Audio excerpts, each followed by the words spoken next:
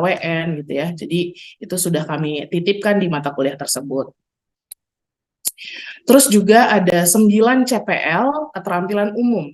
Ya, keterampilan umum ini default juga dari SNDikti tentang mampu menerapkan pemikiran logis, kritis dan sistematis, mampu menunjukkan kinerja mandiri dan seterusnya. Nah, itu ada 9.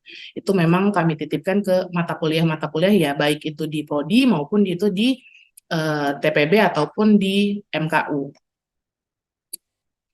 Nah, ini ada 11 keterampilan khusus ya yang kami ambil dari kurikulum inti BKSTI, MBKM, dan juga Renstra ITERA dan juga JTPI. Sebenarnya awalnya kita sebelum ada MBKM itu hanya memiliki 10 capaian pembelajaran lulusan gitu ya. Nah, karena adanya MBKM kami bentuk satu lagi capaian gitu ya sehingga bisa dititipkan ke mata kuliah MBKM, bisa dibilang seperti itu. Nah, ini ada poinnya adalah mampu meneliti dan menyelidiki masalah rekayasa kompleks dan rancang sistem terintegrasi dan seterusnya. Nanti bisa dibaca panjang lebar. Tapi yang pasti bahwa pembentukan mata kuliah itu tidak semesta langsung tiba-tiba muncul gitu ya mata kuliah, tapi kita sudah buat runtutannya. Harapan. Jadi seperti itu ya. Jadi enggak, Bu, gimana kalau misalkan kenapa sih mata kuliah ini nggak boleh digantikan oleh MBKM dan seterusnya? Nah, itu ada dasarnya sebenarnya. Seiring dengan berjalannya waktu nanti akan semakin paham harusnya ya. Gitu. Ini untuk 4 CPL pengetahuan ada 4 ya tentang pengetahuan menguasai konsep teoritis, menguasai prinsip dan teknik perancangan sistem terintegrasi, terus menguasai pengetahuan tentang teknik komunikasi dan perkembangan teknologi, dan yang seterusnya adalah menguasai prinsip isu terkini dalam ekonomi sosial ekologi secara umum. Ya, oke. Nah, dari semua CPL-CPL yang tadi sudah saya sampaikan beberapa kurang lebih secara general gitu ya, itu dititipkan di beberapa mata kuliah yang ada di teknik industri. Nah, di sini kita coba lihat, mungkin yang untuk semester 1, semester 2 tidak ada ya, jadi bisa kita langsung skip. Terus untuk mata kuliah default gitu atau yang paket, nah di semester 3 itu ada material, pengantar ekonomi, statistika industri 1, penelitian operasional 1, ergonomi, mekanika teknik, menggambar teknik, dan psikologi industri. Lalu semester 4, di sini sudah bisa dilihat ya, ada statistik, OR2, perancangan RSKE, perancangan rekayasa sistem kerja, perancangan pengendalian produksi, proses manufaktur, analisis dan estimasi biaya, dan ekonomi teknik. Oke, terus yang di semester 5 ada sistem produksi, pengendalian penjaminan kualitas, pemodelan sistem, organisasi dan manajemen perusahaan industri, perancangan pengembangan produk, analisis perancangan sistem informasi, kuliah kerja nyata, KKN, Pancasila. Nah, ini paketnya 20 SKS. Nah, untuk semester 6 itu ada K3, ada SCM, ada perancangan PTLF ya, simulasi, agama dan etika, kewarganegaraan, stadium generale. Nah, semester 7 itu memang kami kosongkan khusus untuk yang mau full MBKM. Gitu ya. Sebenarnya 18 SKS ini karena waktu itu sempat terambil dari SKS Pancasila ya, satu. Jadi ya kurang lebih 18 sampai 20 SKS untuk MBKM-nya. Dan di semester 8 ada tugas akhir, analisis dan perancangan perusahaan, metodologi penelitian, kerja praktik, dan etika profesi. Gitu ya. Nah, itu untuk apa ya istilahnya kalau ngambilnya benar-benar setiap semester tuh per paket gitu ya. Nah, kita lihat di sini ada yang namanya peta ya, pembentukan mata kuliah atau peta apa ya? Peta mata kuliah gitu ya, peta mata kuliah gitu. Di mana misalkan di sini ya, matematika dasar 2 bisa diambil ketika kalian sudah mengambil matematika dasar 1A ya. Penelitian operasional baru bisa diambil ketika sudah mengambil matematika dasar 2 gitu ya. Kurang lebih seperti itu. Jadi kita petakan di sini. Artinya tidak ada lagi pertanyaan misal gitu ya. Misal kalau di mahasiswa semester 3 saya contohkan Bu, saya kan 19 SKS gitu ya. Kalau misalkan saya mau ngambil satunya lagi gitu ya, OR1 sama OR2 berbarengan, boleh atau tidak? Misalkan seperti itu. Tidak boleh jawabannya, karena dari petanya OR2 itu harus diambil ketika kamu sudah mengambil OR1 gitu ya. Cara melihatnya seperti itu. Jadi syaratnya adalah sudah mengambil gitu. Nah, tapi kalau untuk yang sifatnya seperti MKU gitu ya, terus ada KKN. Kalau KKN saya kurang tahu ya sekarang infonya berapa SKS gitu. Cuma itu ada patokannya tersendiri. Terus Pancasila, kewarganegaraan, agama dan seterusnya itu bisa kalian ambil terlebih dahulu di kalau pengen nambah-nambah SKS di awal semester seperti semester 3, semester 4 itu bisa dihabiskan terlebih dahulu. Karena dia tidak ada peta di prasyaratnya ya, nggak ada mata kuliah prasyaratnya. Kurang lebih seperti itu untuk pembentukan mata kuliahnya. Oke, itu terkait pembentukan mata kuliahnya. Sekarang kita coba masuk pengembangan, pelaksanaan, dan evaluasi dari kurikulum dari teknik industri itu sendiri. Ini sebenarnya sudah masuk mulai ke MBKM-nya. Jadi kan kita tadi punya ya yang namanya CPL. Nah, itu tuh sebenarnya punya kompleksitas yang cukup tinggi untuk aturan dan kebutuhannya, baik itu dari pemerintah, perguruan tinggi, BKSTI, ataupun industri. Jadi tujuan dari CPL tadi adalah mahasiswa itu akan memiliki kemampuan apa setelah lulus sebagai seorang sarjana teknik industri. Makanya tadi di awal kita jelaskan profil lulusan-lulusannya. Nah, makanya kita menerjemahkan bahwa mata kuliah wajib itu menjadi requirement minimal, ya minimal kurikulum penyelenggaraan pendidikan tinggi teknik industri. Jadi CPL itu dan juga mata kuliah inti wajib. Gitu. Jadi CPL itu dialokasikan ke mata kuliah yang dibuka dan diajarkan dengan target mahasiswa memiliki kemampuan sesuai dengan CPL. Nah, tapi kan ada aturan lagi nih masuk terkait yang MBKM ya, 1 semester dengan 20 SKS dan seterusnya. Nanti ada penjelasannya selanjutnya ya. Oke, oleh karena itu kita coba jelaskan sekilas tentang program MBKM yang saya rasa teman-teman sudah banyak mencari tahu gitu ya, mencari tahu apa-apa saja bentuknya. Nah, ini saya jelaskan sekilas saja tentang program-programnya, seperti ada yang namanya pertukaran pelajar, terus ini biasanya ada yang dalam ataupun luar negeri gitu ya. Terus ada magang praktik kerja. Nah, ini biasanya dikonversi di dunia industri bisa 1 sampai 2 semester. Konversi per SKS-nya 20 SKS. Ada juga asisten mengajar di satuan pendidikan, ada juga penelitian atau riset, ikut riset gitu ya. Di BRIN kemarin sempat ada buka, cuma kayaknya TI terakhir enggak ada yang daftar ya, seingat saya. Terus juga ada proyek kemanusiaan, setahu saya kemarin sempat anak TI ikut PHP 2D, itu bisa dikonversi juga. Terus kegiatan wirausaha, ada studi independen, dan juga KKN tematik. Ya, itu kurang lebih beberapa hal-hal yang perlu diketahui tentang program-programnya. Sekarang semakin banyak ya program-programnya dan variatif sekali. Nah, ini saya jelaskan dulu terkait alurnya gitu ya. Alurnya pertama mahasiswa memilih program dari kementerian, terus dilanjutkan dengan konsultasi dengan dosen, pembimbing akademik, terus mengajukan surat rekomendasi ke prodi, lalu selanjutnya mendaftarkan dan mengikuti seleksi program MBKM. Selanjutnya jika diterima maka melaporkan ke admin untuk didata dan diberikan dosen pembimbing dari kampus. Nah, ini yang paling penting. Kalau yang ambil MBKM coba agak melotot ya sedikit gitu, bahwa mahasiswa itu harus tetap mengisi KRS MBKM 1 atau 2 mata kuliah. Nah, ini koordinasinya nanti ke Tendikprodi aja ya, tapi yang pasti jangan sampai kalian pergi MBKM tapi tidak mengisi KRS sama sekali. Karena statusnya nanti dianggap bahwa kamu SKS-nya 0 gitu ya. Jadi wajib melaporkan diri ke Tendikprodi gitu ya, karena ini sudah dikonfirmasi ke akademik pusat. Ketika kalian tidak mengisi KRS yang MBKM ini akan dinilai bahwa memang tidak masuk kuliah gitu ya. Nah, ini ya perlu dipahami. Lalu di sini adalah melaksanakan program MBKM. Nah, selanjutnya setelah selesai memberikan dokumen penilaian sertifikat dan laporan proyek, ya, selain pertukaran pelajar ke prodi untuk konversi oleh reviewer. Ya, itu. Yang paling saya titik beratkan adalah poin ini, karena ini yang sering terkadang terlewatkan oleh mahasiswa, mentang-mentang MBKM, mentang-mentang magang di luar kampus gitu ya, tidak aware terhadap aturan ini. Jadi harap diperhatikan ya.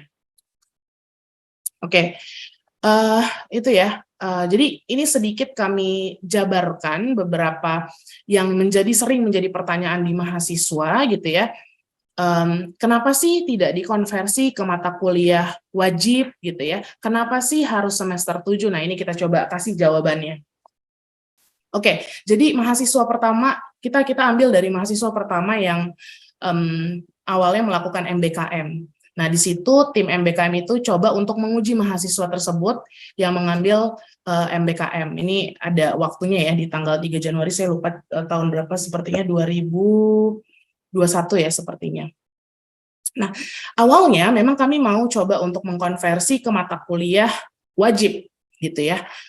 Tapi pada kenyataannya setelah kami kan tadi kan di awal saya cerita tuh tentang ada CPL gitu ya yang dititipkan ke mata kuliah. Setelah diujikan atau setelah ditanyakan kira-kira hal-hal pengetahuan dasar, sangat dasar sekali tentang mata kuliah tersebut, itu ternyata tidak paham sama sekali gitu ya. Jadi hasil evaluasinya mahasiswa tidak mencapai 30% dari CPL mata kuliah yang rencananya menjadi target konversi gitu ya.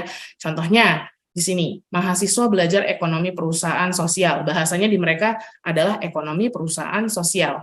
Nah, kami coba pengen gimana kalau kita konversikan menjadi target PIE ataupun ekotek. Gitu ya. Ternyata ya mahasiswa itu tidak bisa memenuhi 30% CPL ataupun CPMK ekonomi teknik ataupun PIE. Gitu ya. Jadi itu kendala atau dilema yang kami temui di lapangan kalau misalkan memang harus dikonversi menjadi mata kuliah wajib. Oke, seperti itu ya. Jadi semoga bisa tergambarkan salah satunya kenapa memang tidak bisa kami perbolehkan untuk di mata kuliah wajib. Atau mungkin ada pertanyaan sambil ini ya, ada pertanyaan, Bu, tapi prodi lain boleh gitu ya, prodi ini boleh. Nah, di ITERA itu kebijakannya diberikan ke prodi. Hasil kajian kami memang tidak memungkinkan hal itu kami lakukan, gitu ya. Oke, nah ini juga sebagai yang dituangkan di aturan-aturan yang ada di ITERA gitu ya, bahwa memang ITERA juga memfasilitasi implementasi MBKM, di mana MBKM itu dilaksanakan oleh mahasiswa tidak memenuhi unsur keilmuan atau CPL dengan memberi opsi membebaskan program studi untuk membuka mata kuliah ekuivalensi untuk rekognisi apabila tidak terdapat mata kuliah sesuai keilmuan atau CPL prodi. Ya intinya kami dikasih hak untuk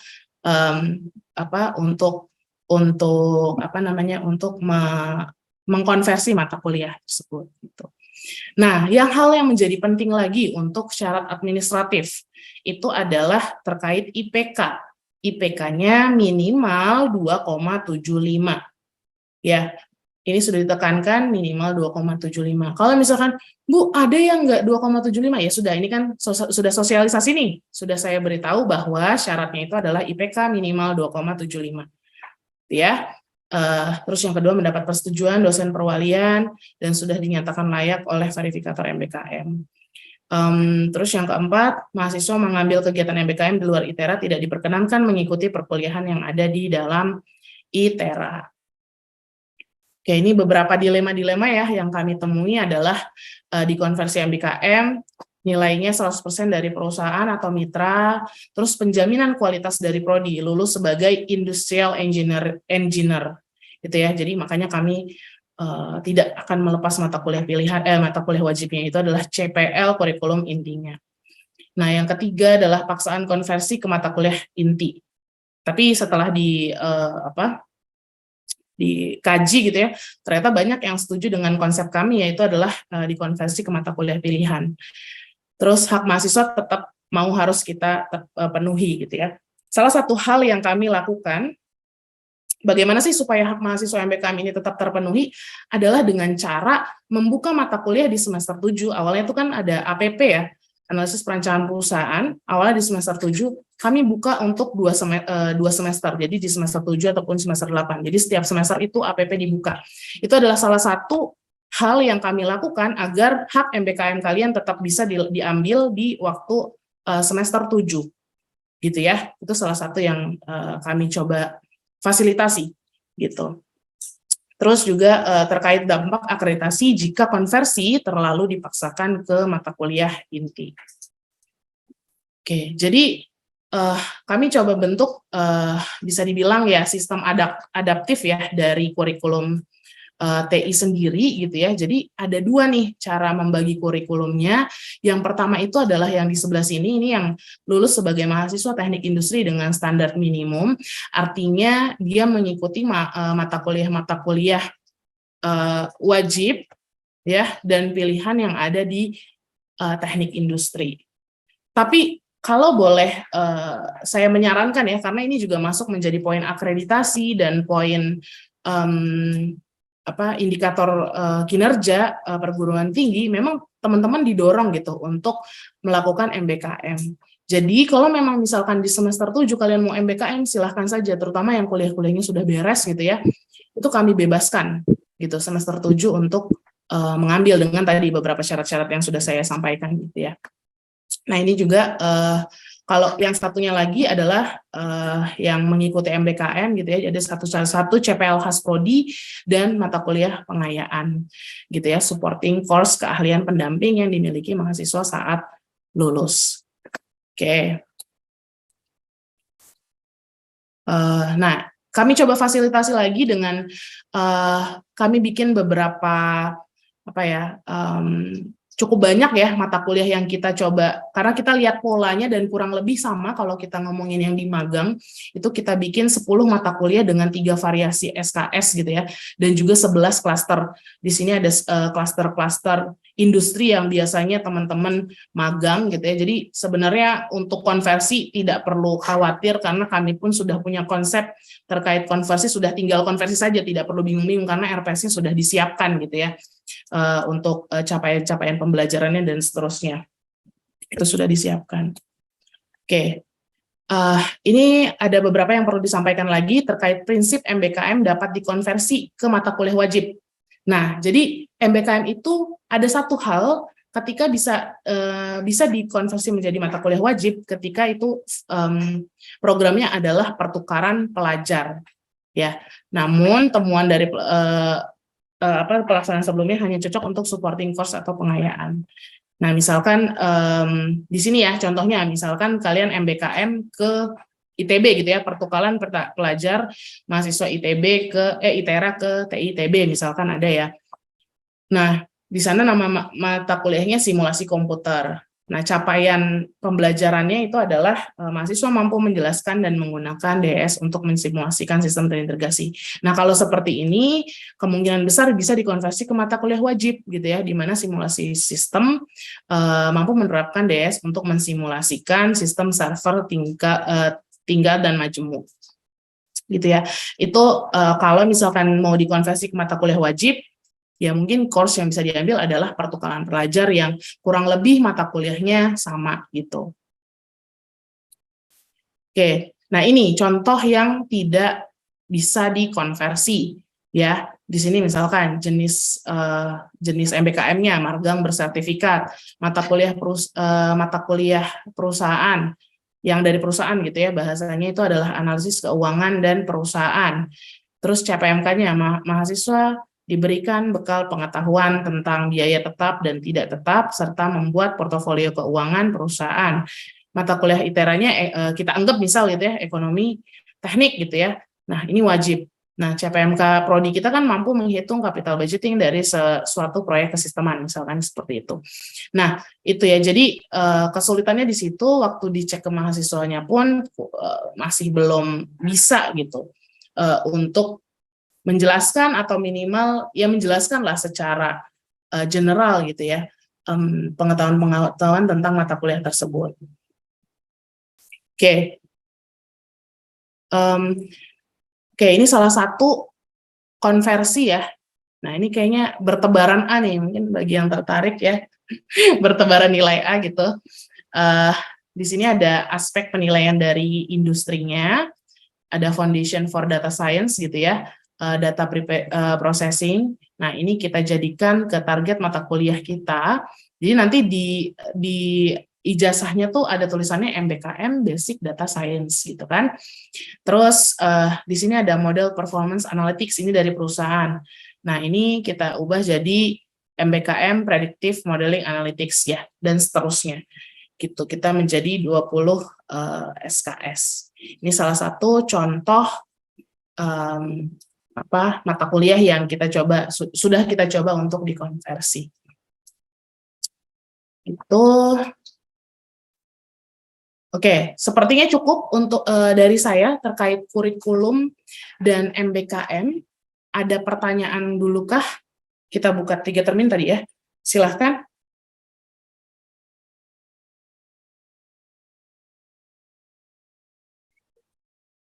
Oke, dari Christian, sorry. Silakan Christian. Baik Bu, izin Bu, suara saya udah masuk belum ya Bu? Ya, sudah. Oh, maaf Bu sebelumnya, saya belum bisa on-cam karena sinyal mengharuskan saya memilih salah satu Bu, jadi nggak bisa dua-duanya harus on-cam dan sambil berbicara untuk bertanya Bu.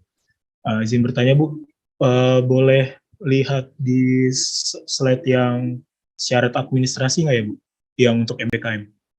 Bentar.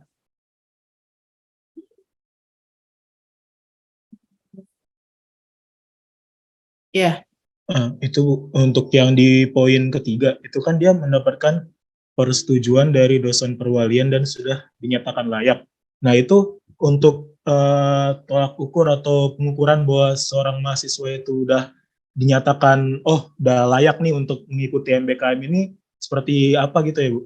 Biar tahu gitu, jadi kayak tolak ukur untuk teman-teman yang lainnya ini Bu.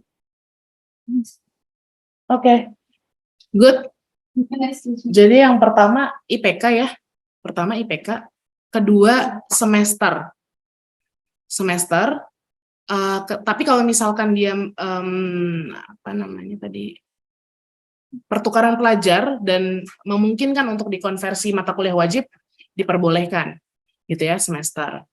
IPK semester,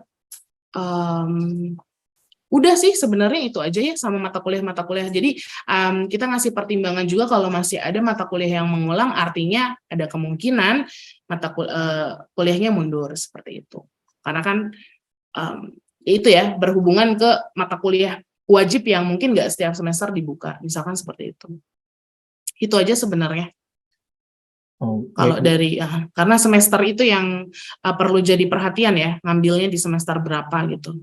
Dan programnya tentu kita matchkan dengan programnya gitu loh. Baik Bu, izin bertanya lagi boleh Bu? Silakan.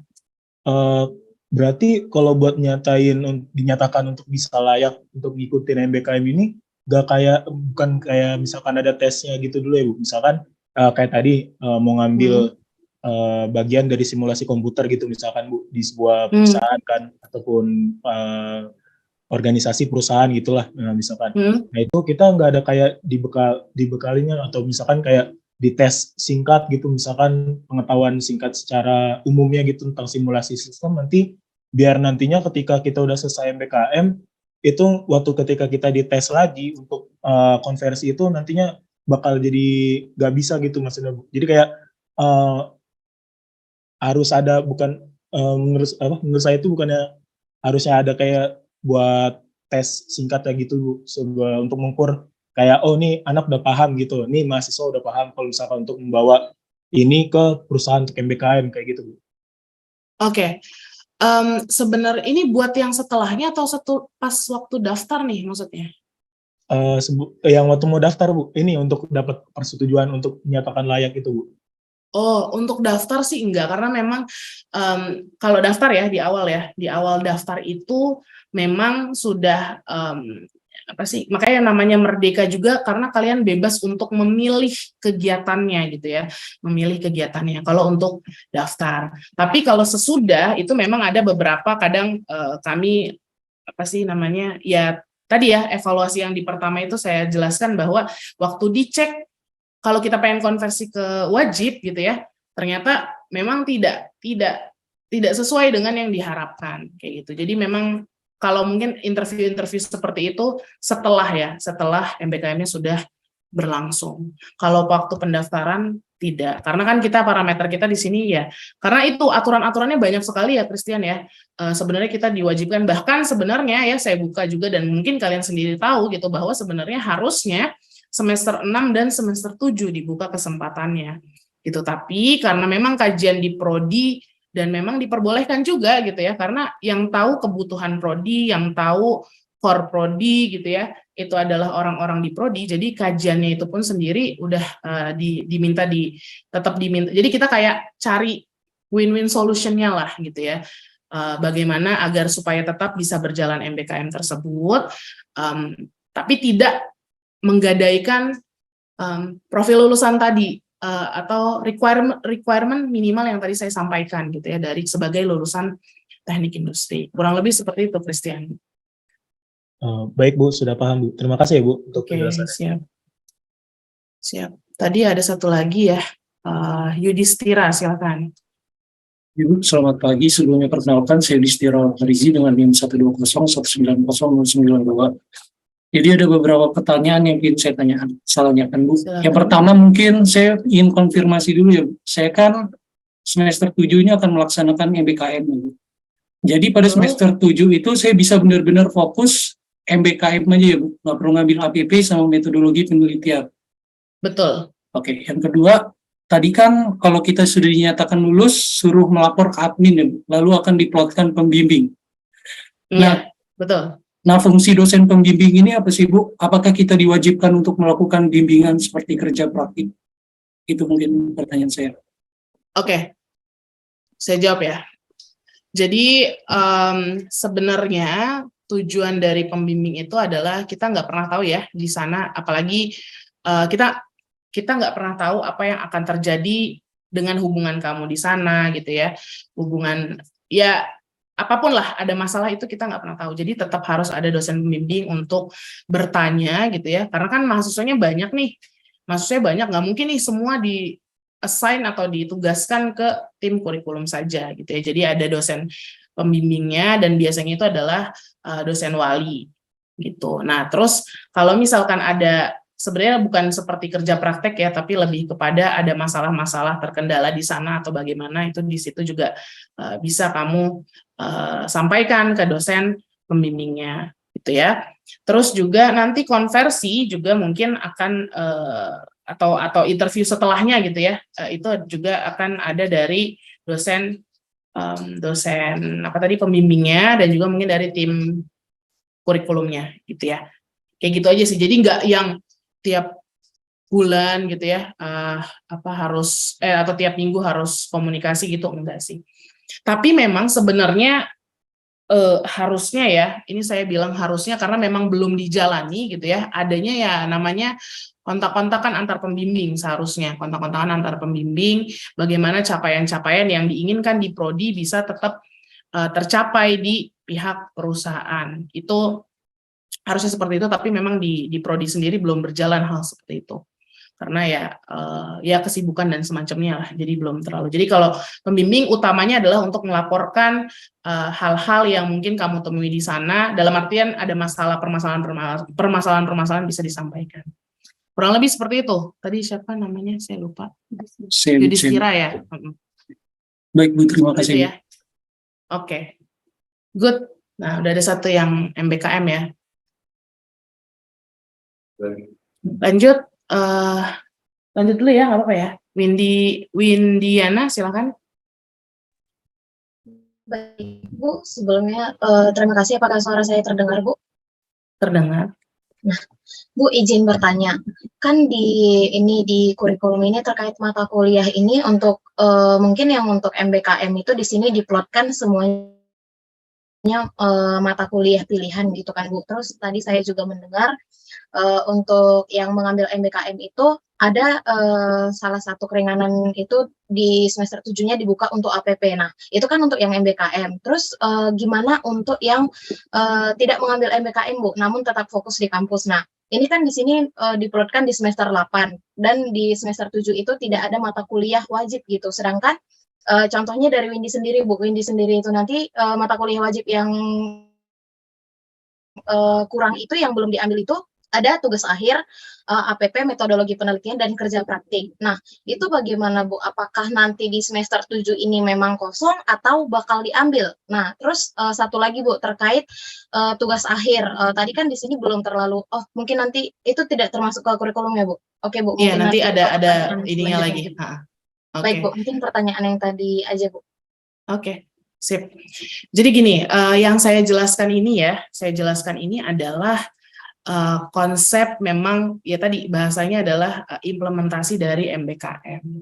Nah, makanya kenapa kami fasilitasi, jadi teman-teman yang mungkin tidak MBKM di luar, ya semester ini tetap mengambil yang namanya APP, metodologi penelitian, dan juga kerja praktek juga bisa dimasukkan.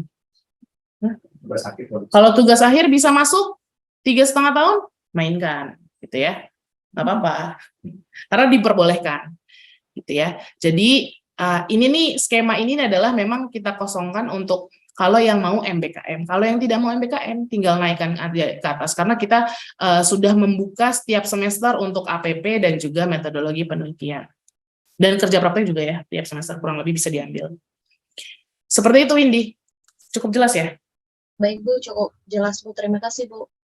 Oke. Selanjutnya, ada lagi?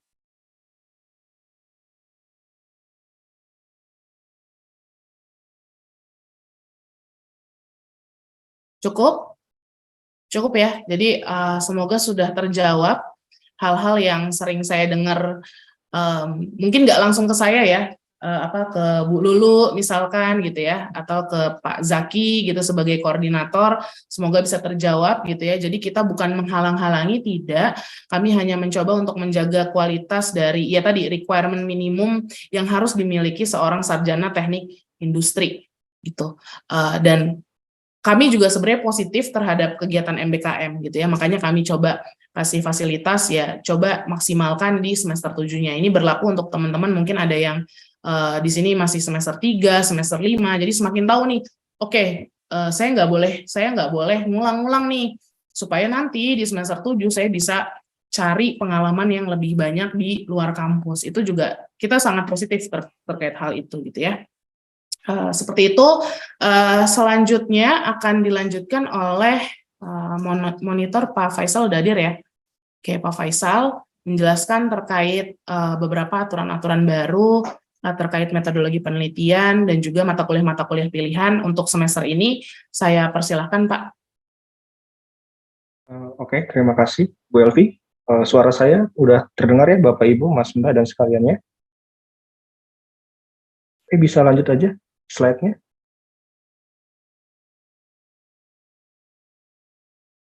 Oke, terima kasih. Ya, pada dasarnya ketika rekan-rekan mahasiswa di sini akan lulus gitu ya setelah menjalani perkuliahan kurang lebih 4 tahun ataupun maksimalnya 7 tahun gitu ya. Nah, yang perlu menjadi perhatian adalah ketika kalian lulus nanti bukan hanya IPK saja gitu yang akan keluar dari ITERA, tapi ada predikat kelulusan. Predikat kelulusan ini nanti akan tercantum juga gitu. Jadi kami menggunakan acuannya adalah yang pertama mengenai Peraturan Rektor Institut Teknologi Sumatera nomor 1 tahun 2022 tentang peraturan akademik dan kemahasiswaan Institut Teknologi dan Sumatera. Nah, ini nanti sebenarnya isi dari ini sudah kalian dapatkan gitu ya. Kalian dapatkan ketika kalian di semester 1 gitu ada 2 buku yang dikasih ITERA, harusnya buku itu masih ada. Tapi ketika tidak dipungkiri bahwa bisa saja di buku tersebut ada sedikit perubahan-perubahan gitu. Oke, next. Ya, dari aturan tersebut saya bacakan di pasal 39 ayat 3, mahasiswa program sarjana dan program diploma dinyatakan lulus dengan predikat yang pertama, memuaskan apabila mencapai indeks prestasi kumulatif IPK 2,76 sampai dengan 3,0. Nah, predikatnya adalah memuaskan. Yang berikutnya, predikat yang kedua adalah sangat memuaskan apabila mencapai indeks prestasi kumulatif 301 sampai dengan 3,50. Yang terakhir, pujian ataupun cum laude di mana mencapai indeks prestasi kumulatif lebih dari 3,5 tanpa nilai C dan atau D dengan masa studi paling lama 4 tahun untuk program sarjana. Jadi, misal ada pertanyaan, bagaimana jika saya lulus di IPK-nya 2,6, apakah masih bisa lulus atau tidak? Masih bisa lulus, namun ya mohon maaf karena ini adalah aturan dari ITERA, tidak ada predikat kelulusan, jadi hanya IPK-nya saja. Kemudian kalau misalnya ternyata ada yang mahasiswa saat ini posisinya IPK-nya 3,8, tapi ada nilai C-nya, ada nilai C ataupun nilai D saat di TPB.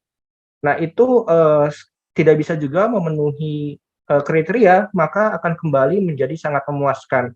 Kecuali rekan-rekan di sini mahasiswa ya bisa juga ada aturan bahwa ketika mendapat nilai C itu masih bisa diperbaiki. Jadi untuk mendapatkan predikat ujian ataupun cum laude itu minimal adalah mendapatkan nilai BC dari setiap mata kuliah yang telah diempuh. Seperti itu. Mungkin ini dulu ada yang ingin ditanyakan sebelum ke yang selanjutnya karena akan berbeda terkait predikat kelulusan.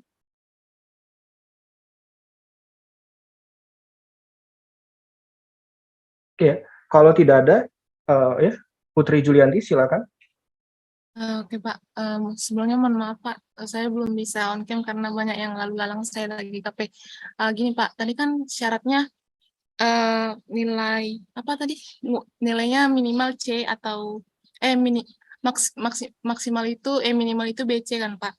Nah kalau misalnya saya dapat C, ternyata saya ngulang di semester di tahun selanjutnya itu apakah masih bisa mendapatkan indeks prestasi dengan pujian Pak gitu?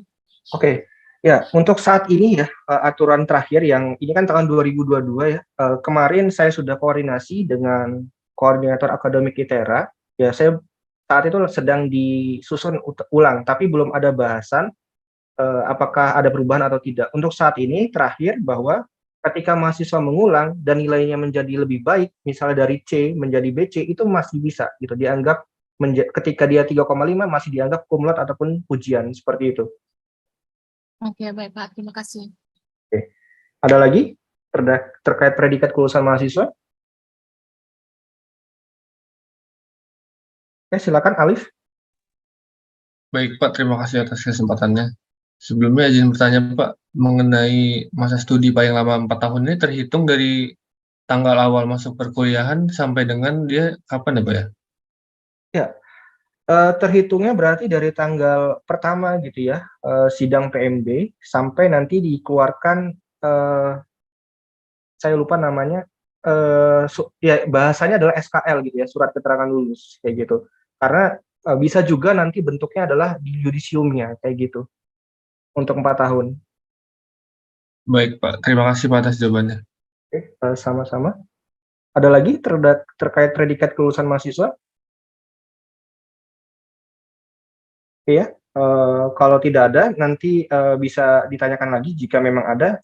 Sekarang sebelum saya lanjutkan, saya pengen cek keadaan dulu gitu ya. Ada perwakilan angkatan 2022? Ada? 2022?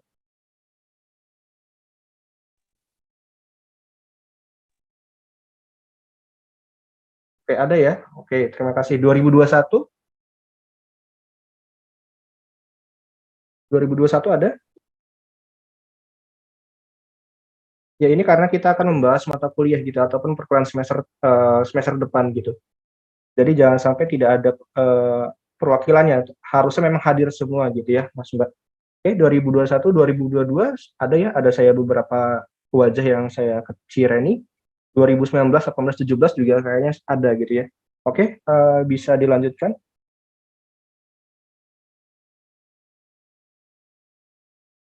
Oke, di sini saya mungkin izin share screen saja. Bu Elvi bisa dimatikan sebentar.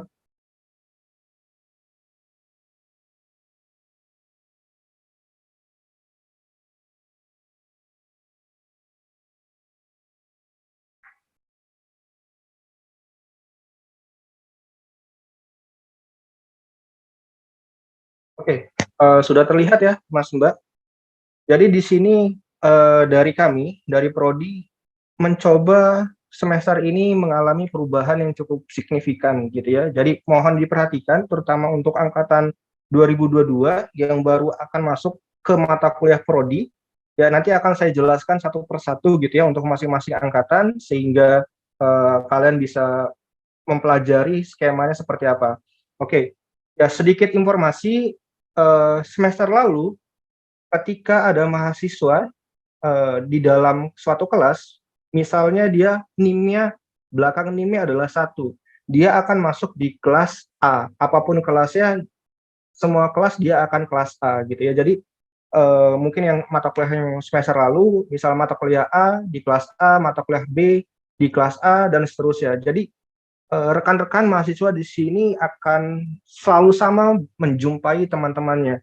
Nah, namun di sini kita akan ada sedikit perbedaan ataupun kemudahan untuk mahasiswa untuk memilih jadwal sesuka hatinya gitu ya. Jadi nanti harapan kami tidak ada lagi yang berkata tabrakan kelas, kemudian kelas penuh dan segala macamnya. Di sini kami sudah coba untuk mengsimulasikan ya rekan-rekan ataupun adik-adik mahasiswa di sini untuk memilihnya. Ya, saya contohkan untuk angkatan yang pertama gitu ya, angkatan 2022. Ya, angkatan 2022 nanti kurang lebih ada 8 mata kuliah. Yang pertama adalah material teknik industri, pengantar ekonomika, statistik industri 1, PO1, ergonomi, mekanika teknik, menggambar teknik, dan psikologi industri.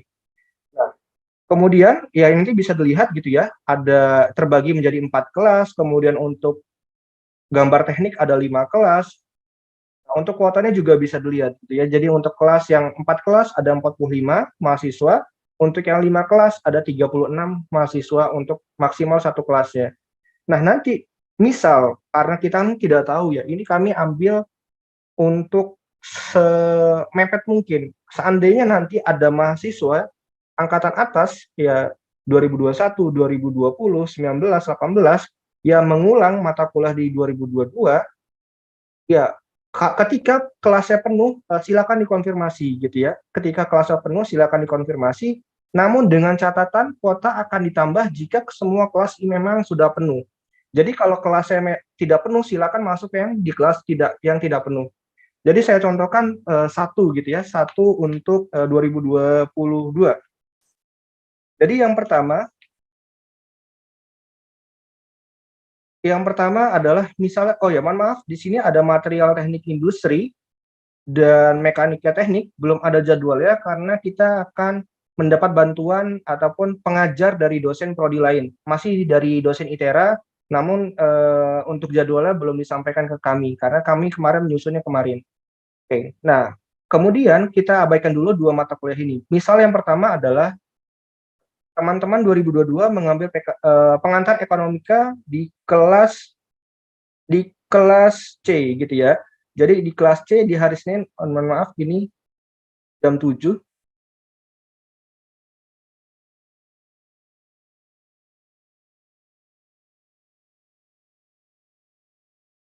Ya.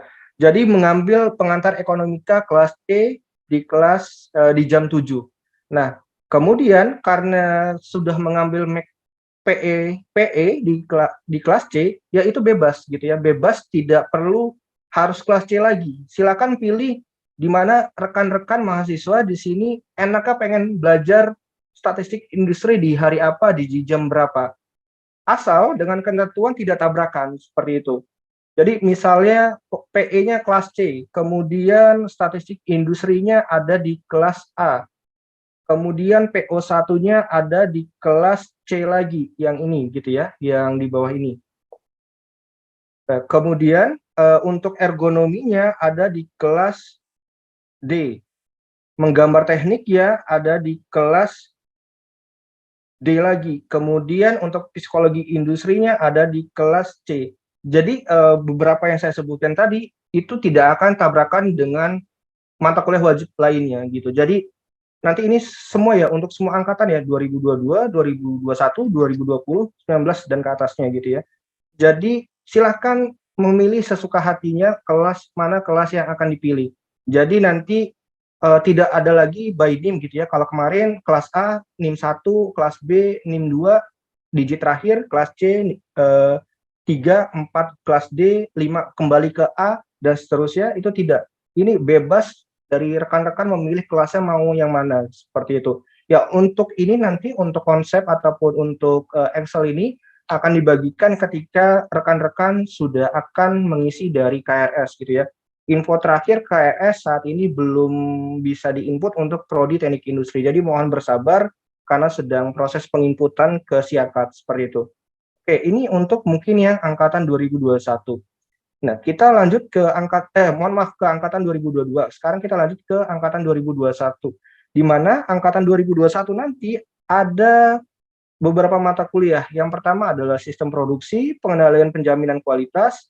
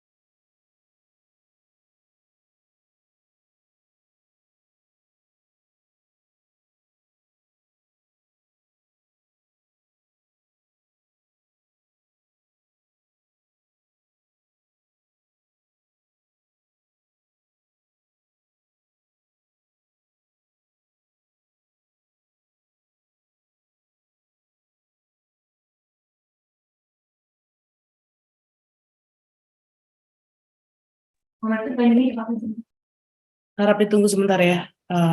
Mungkin internetnya lagi error sebentar.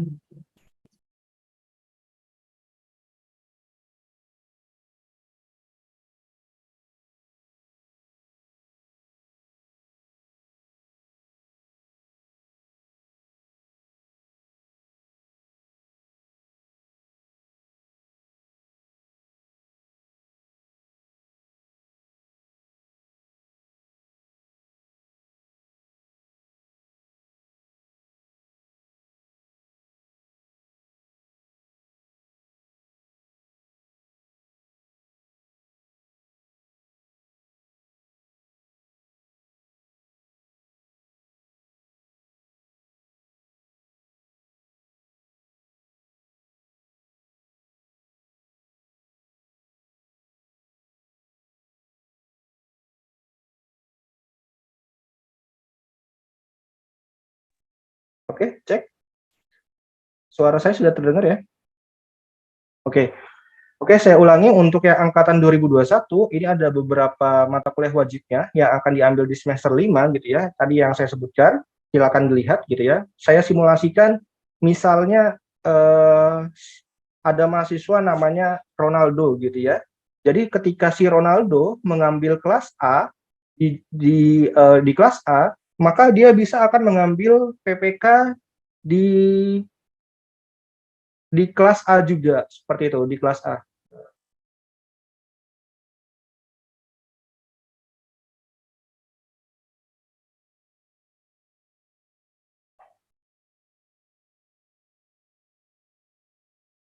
Ya, jadi si Ronaldo bisa mengambil kelas sistem produksi, kelas A di hari Selasa jam 1, kemudian juga bisa mengambil PPK kelas A di jam 1 di hari Rabu, kemudian juga bisa mengambil pemodelan sistem di hari Selasa jam 9, kelas A lagi, kemudian juga bisa mengambil OMPI di kelas C di hari Rabu jam setengah 4, kemudian bisa mengambil P3 di hari Kamis jam 1, dan yang terakhir bisa mengambil APSI di hari Kamis jam setengah 4, seperti itu. Jadi di sini silakan bebas gitu ya. Kalau mungkin yang 2021 sudah paham gitu ya semester lalu by NIM gitu ya. Jadi ya silakan isikan sesuai dengan keinginan rekan-rekan di sini, pengen kuliah di jam berapa, pengen di kelas mana, di hari apa. Jadi tidak ada kendala tabrak kelasnya ataupun kekurangan kelas dan lain-lain. Oke, mungkin yang itu 2021. Nanti untuk pertanyaan saya buka di akhir. Ya, untuk angkatan 2020 tadi ya yang memang tidak menjalani MBKM, di sini ada beberapa ketentuan yang nanti ketentuannya akan dilanjutkan oleh Pak Hersa untuk tugas akhirnya, tapi saya di sini akan mencoba menjelaskan untuk di semester 7. Ya, untuk di semester 7 di sini yang pertama teman-teman mengambil etika profesi. Ada 4 kelas dengan 2 SKS, kemudian APP 3 kelas, 4 kelas dengan 3 SKS. Ya, ini sama seperti sebelumnya. Namun di sini untuk perhatiannya untuk angkatan 2020 di sini ada 4 kelas. 4 kelas ini kita bagi bukan menjadi ABCD lagi, tapi berbasis dengan lab-nya. Ada manajemen industri, ada POSI, RSKE, dan Sisman.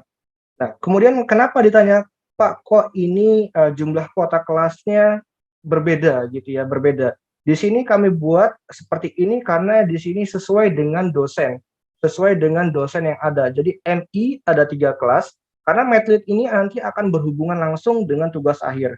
POSI 50, RSKE 50, dan Sisman 40 karena 3 dosen, RSKE POSI 50 mahasiswa kotanya karena ada 4 dosen gitu ya. MI di sini ada Pak Iqbal, Pak Andika, dan Bu Rinda.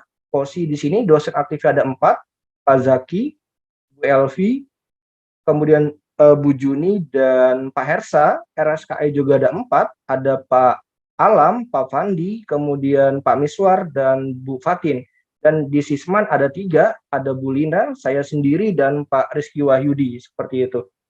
Nah, di sini nanti teman-teman nanti di slide selanjutnya akan dijelaskan terkait kriteria ataupun ketentuan dari Medlit tersebut, seperti itu. Nah, mohon maaf untuk mata kuliah yang dibuka seperti ini, tapi nanti ada tambahan gitu ya.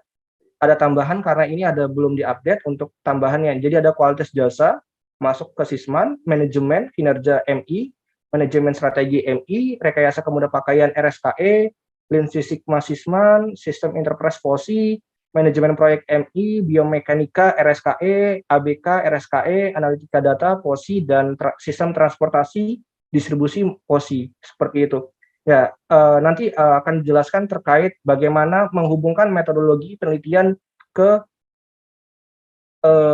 tugas akhirnya, seperti itu. Mungkin ini dari saya. Untuk jadwal kelasnya ada yang ingin ditanyakan dulu, Mas Mbak, silakan. Untuk jadwal kelas sudah cukup paham ya untuk proses penginputannya? Ada yang ingin ditanyakan? Ya, silakan Mas Mbak.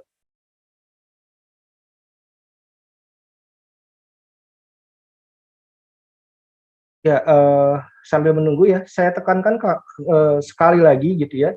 Jadi di sini tidak ada batasan kelas sesuai NIM ataupun sesuai yang lain-lainnya, tapi silakan pilih sesuai kemampuan teman-teman gitu ya. Tapi saya yakin ada beberapa contoh gitu ya, yang kuliah jam 7. Mungkin mahasiswa menghindari jam 7, tapi tidak bisa, mau nggak mau kelas tersebut harus terisi penuh gitu ya. Jadi nanti ketika kelas yang sisa jam 7 ya silakan masuk jam 7. Ya, mensiasatinya adalah jangan terlalu sering begadang gitu ya. Apalagi di sini ada di hari Senin jam 7 gitu ya, setelah hari Minggu, habis jalan-jalan, habis healing, tertawa langsung ketemu ekonomi gitu ya, di hari Senin jam 7. Ya, nanti ada, ya dosennya siapa nanti tunggu saja di tanggal 28 Agustus 2023, kayak gitu ya, untuk siapa dosennya. Ya, sama kemudian di sistem produksi juga, mohon maaf, di angkatan 2021 juga, bisa dilihat juga. Kemudian untuk angkatan yang 2020 ke atas ya, berarti 2020, 19, 18, 17. Ya, ini juga berlaku untuk ketika kelas tersebut benar-benar penuh, 4 kelas tersebut penuh, ya nanti silakan menghubungi dari Bu Lulu selaku Tendik agar bisa ditambahkan kuotanya. Tapi mohon maaf gitu ya, penambahan kuota tidak akan semerta langsung ditambahkan per kelas. Jadi nanti akan dibuka sesuai dengan yang ada gitu. Misalnya yang biasa banyak mahasiswa mengulang itu ada di statistik gitu ya. Di statistik industri ada 5 kelas, kuotanya 36. Ternyata ada sekian mahasiswa, misalnya 20 mahasiswa yang mengulang ataupun yang tidak kebagian kelas yang seharusnya masuk tapi tidak kebagian, ya nanti tolong disampaikan ke Bu Lulu agar nanti akan ditambah gitu. Kuota setiap kelasnya akan ditambah sama rata gitu. Jadi misal bisa menjadi 40 semuanya. Tapi kuota tersebut tidak akan ditambah ketika kuota kelas masih terisi, masih ada yang kosong seperti itu. Jadi silakan isi dulu di kelas yang masih kosong. Oke, terima kasih. Ada yang ingin tanyakan?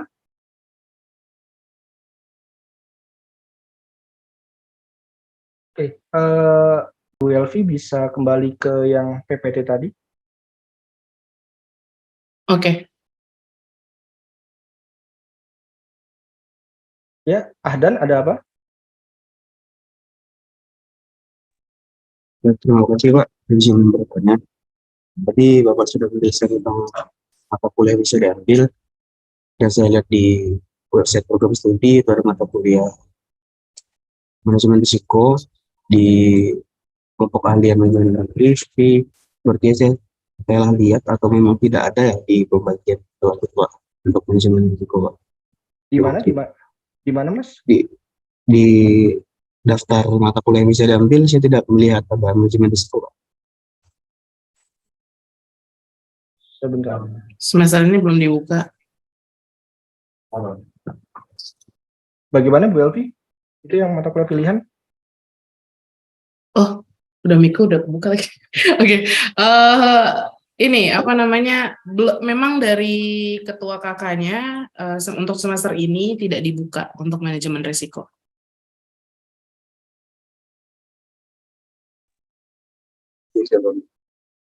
Ya. Oke. Oke, mungkin Bu Elvi bisa lanjut dulu ke slide berikutnya.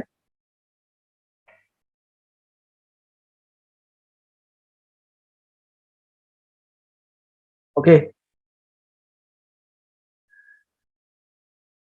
Oke, terima kasih. Ini ya untuk perhatian untuk angkatan 2020 ke atas ya, 2020 yang akan mengambil tugas akhir ataupun yang akan mencoba lulus di 7 semester 2019, 18 dan 17 gitu ya. Untuk hubungannya, yang pertama tadi kan disampaikan di Sisman ada di metodologi penelitian ada 4 kelas seperti itu ya. Ada 4 kelas di mana dosennya ada seperti ini gitu ya. Nah, yang pertama saya sebutkan untuk kapasitas untuk maksimal tugas akhir Sisman sebagai dosen pembimbing 1, 13 semua gitu ya. Jadi maka kenapa tadi ketemu angka 40 dan 50 seperti itu. Nah, yang untuk menjadi perhatian adalah yang pertama, setiap mahasiswa minimal mengambil 6 mata kuliah pilihan. Jadi tadi kan sudah disebutkan ya 6 mata kuliah pilihan.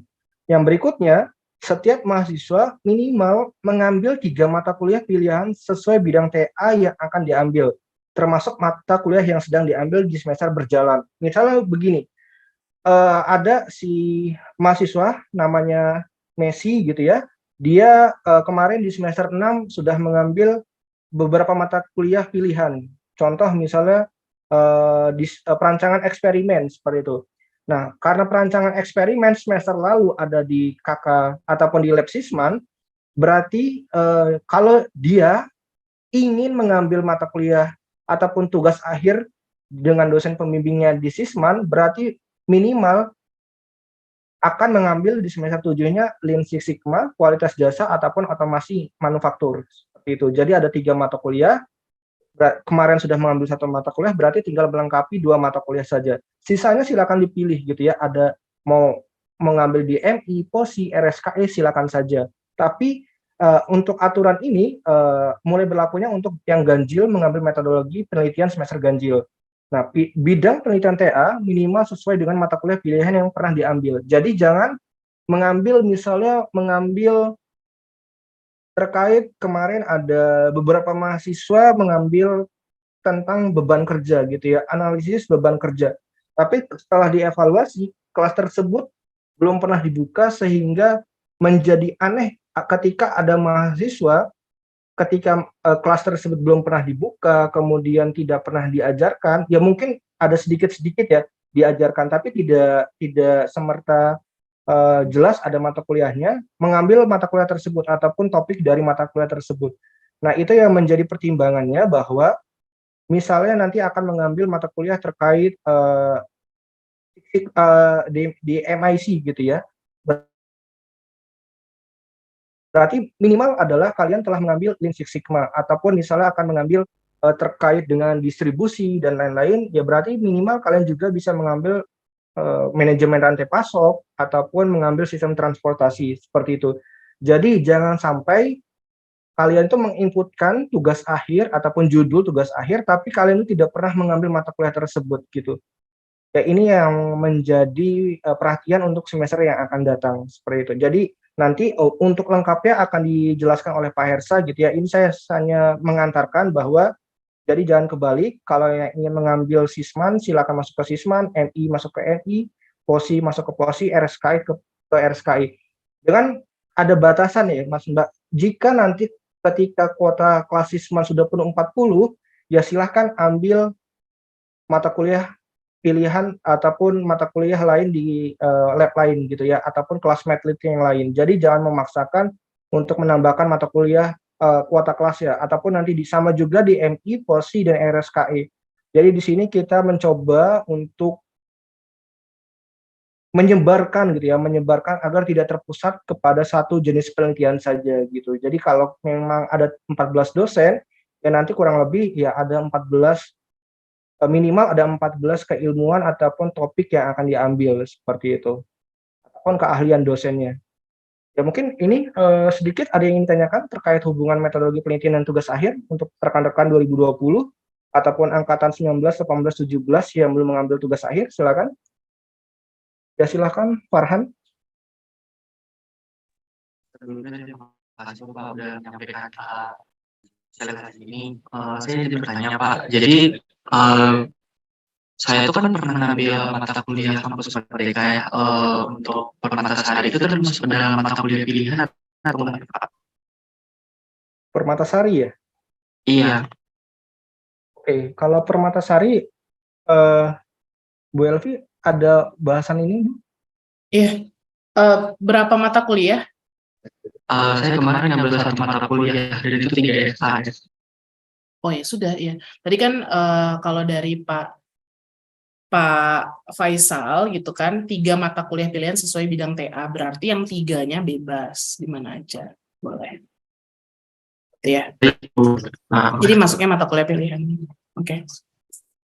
Ada lagi?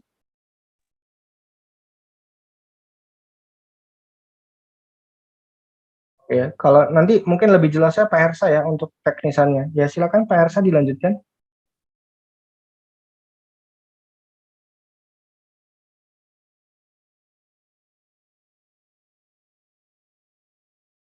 Ya, mungkin nanti ini kita share ya untuk deskripsi mata kuliahnya, bisa dilihat yang tadi udah disampaikan di sini ya, ada masing-masing lab yang dibuka gitu ya.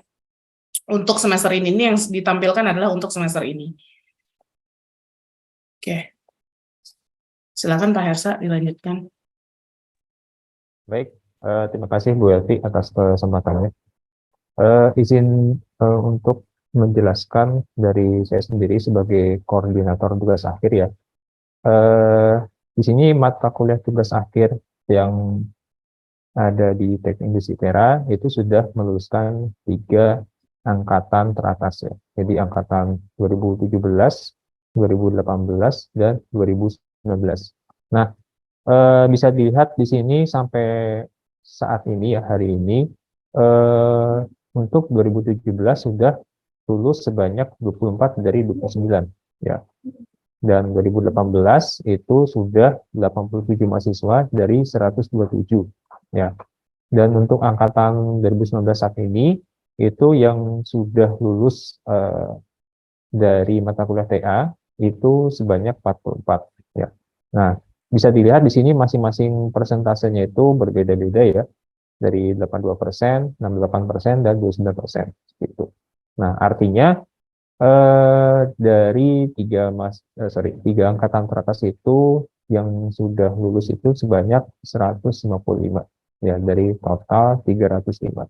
Artinya sudah memenuhi setengah dari total mahasiswa yang sudah lulus ya.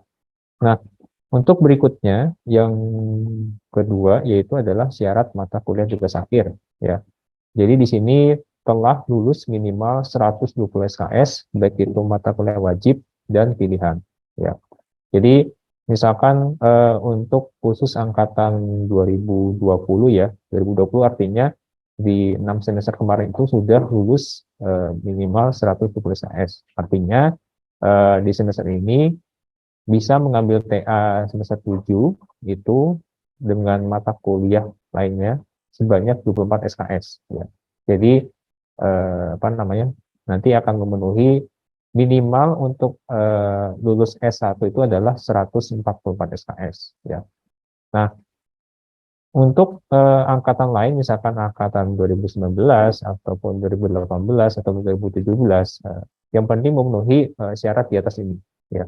Jadi kalau misalkan di semester ini hanya mengambil TA saja itu bisa ya. Tapi dengan catatan total untuk pemenuhan S1 itu adalah 140 SKS. Ya.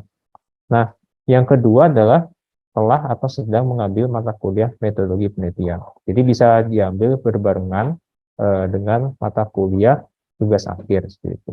Ya. Oke, next Bu. Nah, baik. Ini nggak kelihatan ya.